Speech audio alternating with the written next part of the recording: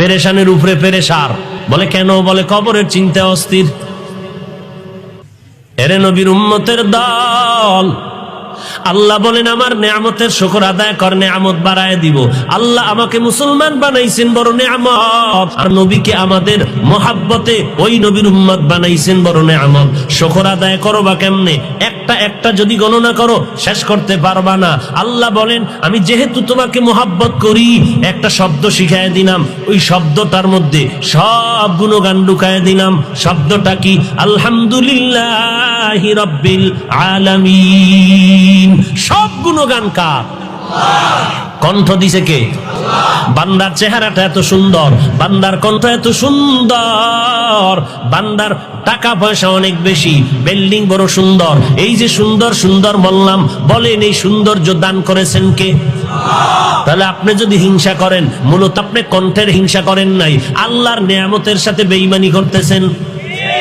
আল্লাহ একজনের ধনী বানাইছেন, আল্লাহ বানাইছেন। আল্লাহ ধনী বানানোর পরে বাড়ির গাড়ির মালিক হয়েছে। আপনি যদি হিংসা করেন, মূলত আল্লাহর দেওয়া সম্পদের হিংসা করলেন। আল্লাহর নেয়ামতকে আপনি বৃদ্ধাঙ্গুলি দেখাইলেন। বান্দার চেহারাটা বড় সুন্দর, এই চেহারা দান করেছেন আল্লাহ।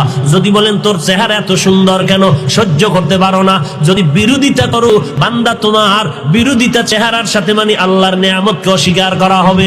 ওই আলেমের কণ্ঠ বড় মজার, আলেমের যোগ্যতা বেশি।